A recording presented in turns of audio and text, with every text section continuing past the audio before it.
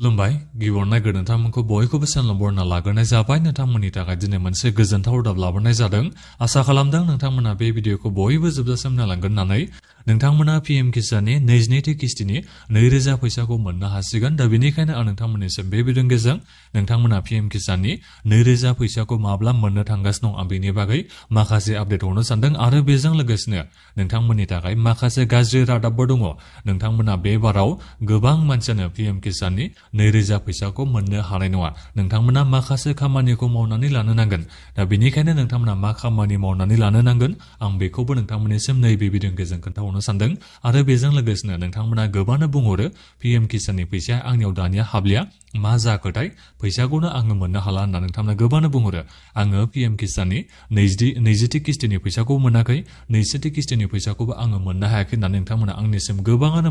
Comment खालामो सोरबा call खालामनानैबो नोंथांमोना आंनिसिम सोंहरो आरो दा बिनि बागैबा नोंथांमोननिसिम माखासे मोजां रादाब हरनो सानदों नोंथांमोना बे बारनिफ्राय जेबो टेनसन लानांगौ गोनांथि गैला नोंथांमोननियाव जुदि 2000 फैसा हाबाबा नोंथांमोना दायो माखासे खामानिखौ मावबानो नोङो डाइरेक्ट फैसाखौ मोननो हागोन दा बेनिखायनो मा खामानिखौ नोंथांमोना मावनो नांगोन फैसा मोनाबा आं बेखौ खोन्थाहरनो सानदों बयबो नोंथांमोना भिडिअखौल' जोबजासिम नायलांबानो जाबाय दा बेनिफ्राय आंनि नोंथांमोननिसिम मोनसे खावलायबो थाग्रोबाय नोंथांमोना गिबियावनो गासिबो अननानै चेनेलखौ साबस्क्राइब खालामना लाग्रोलाय होननानै जाहाथे नोंथांमोना बेबादिनो स्किमफोरनि आपडेटखौ नैबे चेनेलनि गेजेरजों मोनबाय थानो हायो आं गिबियावनोथ' नोंथांमोननिसिम बेखौनो खोन्थाहरनोसै जायफोर नोंथांमोना पीएम किसाननि जेनेबा फैसाखौ मोननो हालाबा जेरै 20थि किस्तिनि फैसा 20थि किस्तिनि फैसाखौ नोंथांमोना मोनासैबा नोंथांमोना मा खालामनांगौनो कमन सार्भिस सेन्टाराव थांनानै नोंथांमोना कमप्लेन खालामहैनो नांगौनो कमप्लेन खालामगासेयाव 50 थाखा फैसा होनना नोंथांमोना कमप्लेन खालामनांगौनो अब्लानो नोंथांमोना 2000 फैसाखौ मोननो हागोन होननानै जोंहा दायो सरकारा बुंबाय दे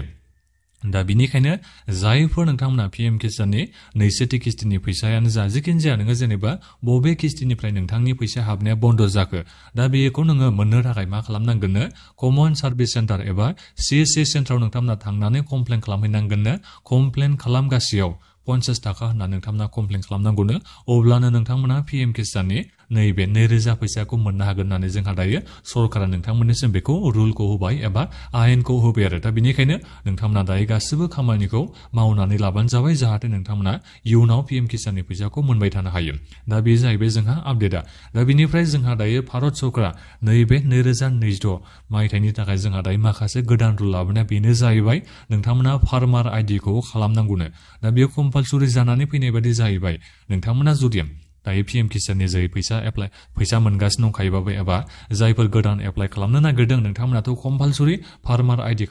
खालामखांनायनि उनावसो नोंथांमोना एप्लाइखौनो दायो खालामनो हाखासै आरो दा बेजों लोगोसेनो दायो सरकारा बेखौ खालामनो नागिरबाय नोंथांमोना साननैसोल' नेबानो जाबाय दायो खौरां बिजोङाव बेयो ओंखारना फैखाबाय पेपार बायदिसिनायावबो दायो होगासिनो दं आरो नोंथांमोना जायफोर पीएम किसाननि जाय मुलाम्फा मोनगासिनो दङ नोंथांमोननिसिमबो बेखौ खालामना होसिगोन बादि नोंथांमोना फार्मार आइडिखौ कम्पालसरि खालामना लानांगौ होननानै दा बेनिखायनो आं नोंथांमोननिसिम बेखौ बुंहरखाबाय बेयो कम्पालसरियाथ' एसे उनावनो जानो फैगासिनो दंखायो जाखासिगोनखा आरो बियो दा बेनिखायनो जायफोर नोंथांमोना पीएम किसाननि जाय फैसा मोनगासिनो दङ नोंथांमोना फार्मार आइडिखौ गोख्रैनो खालामना लाबानो जाबाय कमन सार्भिस सेन्टाराव थांनानै नोंथांमोना फार्मार आइडिखौ खालामना लानो हायो फार्मार आइडिखौ नोंथाङा खालामना लाबानोथ' नोंथाङा टेनसन गैला दा नोङो फैसाखौ मोननो हाबाय थाबाय दा बेनिखायनो जुदि नोङो दायो फार्मार आइडिखौ खालामना लायाबा जुदि फैसाखौ नोंनिसिम सोनायखौ बन्द खालामना होयोबा बेयो जोंहा मोनसे गिदिर प्रब्लेम जानानै फैगोन दा बेनिखायनो आं नोंथांमोननिसिम खावलायो जायफोर नोंथांमोना दायो फैसा मोनगासिनो दङ जायफोर नोंथांमोना गोदान एप्लाइ खालामनो सानदों नोंथांमोना गासिबो फार्मार आइडिखौ खालामना लाबानो जाबाय जाहाथे नोंथांमोना पीएम किसाननि फैसाखौ मोनबाय थानो हायो दा बेनो आरो गोबां जोंहा खौरां बिजोङाव होबाय थादों पेपारावबो ओंखारलायलांबाय दा बेनिखायनो आं नोंथांमोननिसिम नैबे रादाबखौ हरखाबाय आरो गिबियावनो जाहाथे नोंथांमोना बयबो मिथिनो हाखायो दा बिनिफ्राय फैदो जोंहा मेन रादाबा बेनो जाहैबाय पीएम किसाननि 22थि किस्तिनि फैसाखौ नोंथांमोना माब्ला मोननो हागोन नोंथांमोना फेब्रुवारिनि गिबि सप्तायाव मोनाबाबो सेकेन्ड सप्तायावनो मोननो हानायनि दायो खौराङा ओंखारना फैबायानोसै नोंथांमोनाथ' मिथिखागौ फैसाखौ सोनायनि सिगाङावनो जोंहा निउस मिडियायाव जोंहा खौराङा बिजोङाव गोसारखायोआनो माब्ला नोंथांमोना पीएम किसाननि फैसाखौ मोननो हागोन दा बेनिखायनो जोंहा दायो खौरां बिजोङाव गोबां गिदिर गिदिर निउस चेनेलफ्रानो दायो बेखौ होबाय नोंथांमोना फेब्रुवारिनि गिबि सप्तायाव नङाबाबो जेनेबा फेब्रुवारिनि 1 थारिखनिफ्राय लानानै 7 थारिखनि बिथोराव नोंथांमोना मोनाबाबो फेब्रुवारिनि 15 थारिखनि बिथोराव नोंथांमोना पीएम किसाननि 22थि किस्तिनि 2000 फैसाखौ नोंथांमोना मोनगोनखौ दायो खौरां बिजोङाव होनाय जाबाय। दा बेनिखायनो नोंथांमोना दायो आसाखौ खालामनो हासिगोन जेनेबा बेबादि फिक्स डेटआव फैयाखै नोंथांमोना उमुक खालाराव नैबे पीएम किसाननि 22थि किस्तिनि फैसाखौ मोननो हासिगोन होननानैथ' दिनैसिम सरकारा बेखौ एनाउन्समेन्ट खालामाखै। नाथायबा खौरां बिजोङाव दायो जोंहा बे गोसारबाय नोंथांमोना पीएम किसाननि 22थि किस्तिनि फैसाखौ फेब्रुवारिनि गिबि सप्तायाव नोंथांमोना मोनाबाबो फेब्रुवारिनि 2nd सप्तायाव माने फेब्रुवारिनि 15 थारिखनि बिथोराव नोंथांमोना मोनगोनखौ दायो खौरां बिजोङाव होबाय आरो दा बेखौ नोंथांमोना बयबो मिथिना लाबानो जाबाय। दा बेनिखायनो आं नोंथांमोननिसिम खावलायनाय जाबाय नोंथांमोना गासिबो गावबागावनि पीएम किसाननि स्टेटासखौ नायनानै लाखादो माबादि नोंनि थासारिया जानानै दङ। जुदि एफटिअ प्रसिडा न' जानानै दङबा बेफोरखौ नोंथांमोना मोजाङै नायना ला। न' जानानै थायोबा नोंथांमोना पीएम किसाननि फैसाखौ मोननो हाया बेखौथ' नोंथांमोना मिथिखागौ। केवाइसि होनांगौबा नोंथांमोना केवाइसि होनानै ला। केवाइसि गैया केवाइसिया नोंनिया न' जानानै दङबा नोङो पीएम किसाननि फैसाखौ मोननो हाया।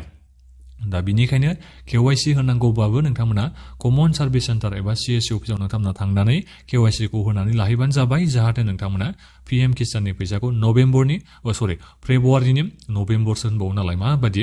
फेब्रुवारिनि 15 थारिखनि बिथोराव नोंथांमोना मोननो थांगासिनो दङ। दा बेखौ नोंथांमोना बयबो मिथिना लाबानो जाबाय। एक्जेक्ट डेट ओंखारना फैनाय लोगो लोगोनो आं नोंथांमोननिसिम भिडिअ लाबोगोन। बारा गोबावथ' आरो सम गैखालानोसै दा बेनिखायनो नोंथांमोना बयबो नेनानै थाबानो जाबाय। दा बेनि अनगायैबो आं नोंथांमोननिसिम एसे उनाव गोबां स्किमफोरनि आपडेट लाबोगासिनो दङ। जोंहा सरकारनि माखासे गोनांथार आपडेटफोर ओंखारना फैदों बायदि बायदि स्किमनि जेरै रेशन कार्डनिबो जोंहा बायदि खौरां ओंखारना फैदों जब कार्डनिबो जोंहा खौरां ओंखारना फैदों। दा बेफोरनि बागै नोंथांमोना मिथिनो थाखाय बे चेनेलाव आपडेट थाबानो जाबाय आरो जायफोर नोंथांमोना चेनेलखौ साबस्क्राइब खालामना लायाखै चेनेलखौ साबस्क्राइब खालामना लाबानो जाबाय जाहाथे नोंथांमोना बेबादिनो स्किमफोरनि आपडेटखौ बे चेनेलनि गेजेरजों मोनबाय थानो हायो। दा बेखिनियानोमोन गोजोन्थों।